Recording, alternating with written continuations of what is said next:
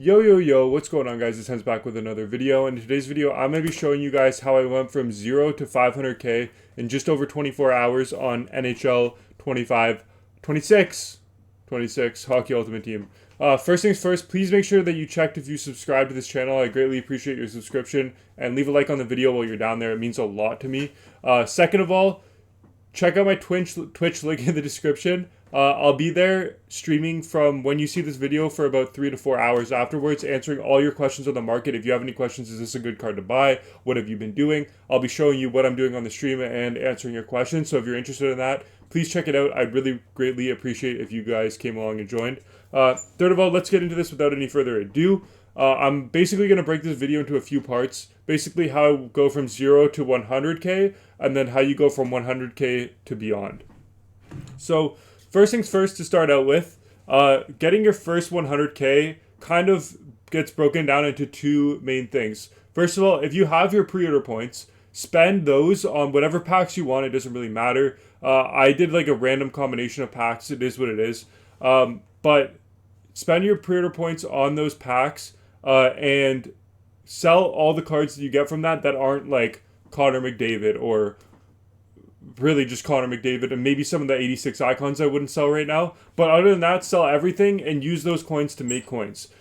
If you didn't get a lot of coins from that and you're only at 30k from your pre-order points, that's perfectly fine. That's normal even. I would come over to these fresh ice moments here and do what I did, where I only completed the first two, which gives me the coins. I don't really care about this. You can complete them if you want, but I personally didn't really care about them.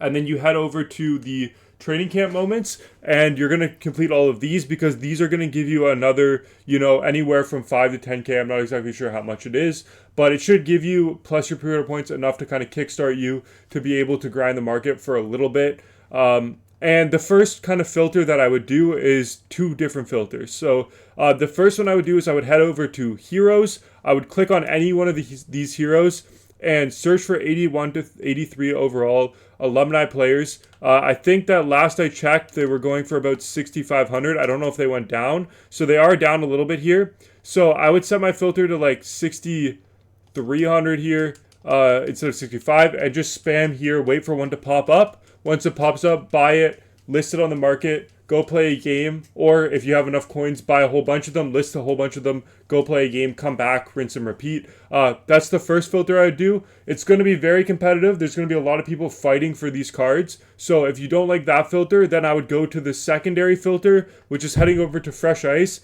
And it's just the same exact thing, but with the base cards instead of the icon cards. Now, the good thing about this one is that the base cards will also pop up. Sorry, I'm going to place a bid on this Hosa while I'm here, because that's a pretty good price. But basically, I'm going to be doing 4,500 here and buying any cards that pop up here, like this Bowen Byram. If I can get it, that would be amazing. I didn't get it, but that would have been a great purchase because he's very good. And I want to win this Hosa, so I'm going to keep looking here for a second, unless somebody else got it. It looks like I got it, so that's a good purchase for me. Just active trading as I'm going, but you guys can see what I've been doing there. But basically, you're going to keep doing that until you're up to about 100k coins, and then you're going to be doing what I just did. You're going to be going on the open market. You're going to be setting your filter to whatever parameters you want. Personally, I would set them probably 81 to 99 or 86, because 86 is the highest in the game right now. And then I would be looking at bids right away, because there's some cards that are going for some pretty cheap prices on bids right now. And it's always a good option to look at bids in the early game, because there's not a lot of people that are on bids, and it might be easy for you to win them. And that's a really good way to make coins. That's how I've won probably a third of my cards, is just off of bids, just like passive bids too. I'm not even like working my way up. I'll just place a bid on a card that I see that I think is a good price, and then leave it. I won't look at it again. If I lose, I lose. If I win, I win. So that's a really good way to do it. It's not super frustrating either, because you're bound to win some at some point. So that's a really good way to do it. And then the other way that I would do it is the same thing, except just searching for these cards on the market.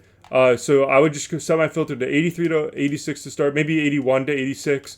Like I was doing before. Find a card that you like this Marcus Naslund here is a good one. I've flipped him a few times because he fits for a chemistry set. You see that the cheapest one here is 15k. So I would make a mental note of that. Say, okay, this card is 15k. I want to buy him for 13K to make a profit on them.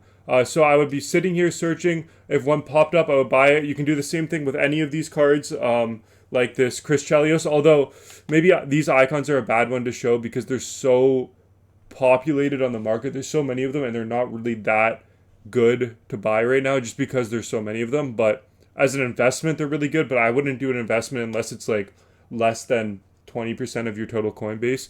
So maybe this Chicago Blackhawks cards in general, but Connor Bedard specifically is a good one because he's Connor Bedard. Who doesn't want to use Connor Bedard? So I would look at this card. I think he's about 25K right now. So if I saw one pop up here for 20K, I would say that's a good purchase. There's one on bid right now for 21K. So I'll just place a bid on this and then come back to it later. If I win, I win. If I lose, I lose. But basically, that's what I've been doing on the actual game.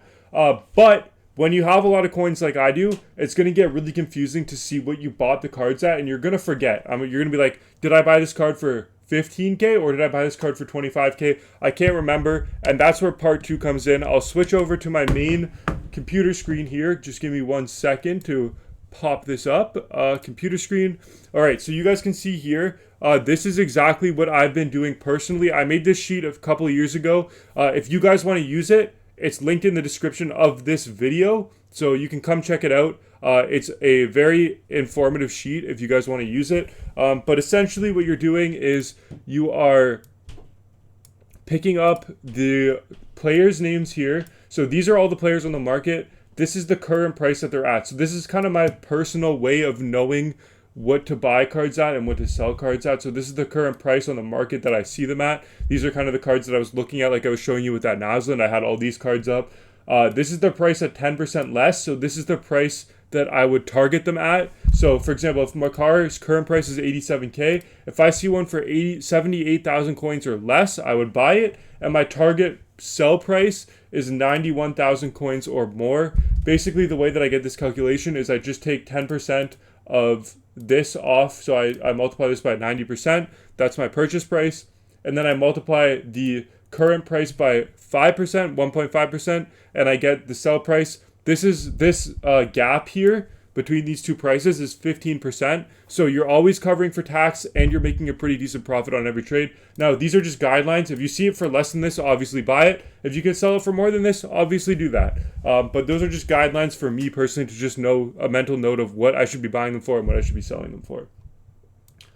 Next off is the actual purchases that I made. So all of these cards are purchases that I made. Purchase price, sale price, profit after tax. Now you'll see my total profit's only 21,000 coins, but that's because I have a bunch of cards that I haven't sold yet that are racking up against my profits. So if I just took the cards that have sold, for example, these ones at the bottom here, you can't see it because of my face cam's in the way, but you can see that I made 79,000 coins off of just these flips here. Move my face cam back. So essentially that's why my profit only says 21 here, but it's actually a lot more than that, and it'll be a lot more for you guys if you use this sheet. This sheet is basically just a mental guideline of what these cards are selling for, so I'd highly recommend using the sheet. A lot of the people on my my Discord channel use this, and they've been telling me it's very helpful. Shout out Yan, shout out Goalie. They use this sheet. They've been making a lot of coins. In fact, Yan actually has more coins than me right now, so he might be the only person on Hut that hasn't spent $1 that has more coins than me. So that's pretty cool. But yeah, if you guys want to be part of the community, check out the Discord link in the description. And if you guys want to come hang out with me on Twitch, that would be greatly appreciated. Link is also in the description, and the link for the spreadsheet's also in the description. So with that being said, I won't take you guys too much of your time, but thank you guys so much for watching, and I'll see you guys in the next one. Bye, guys.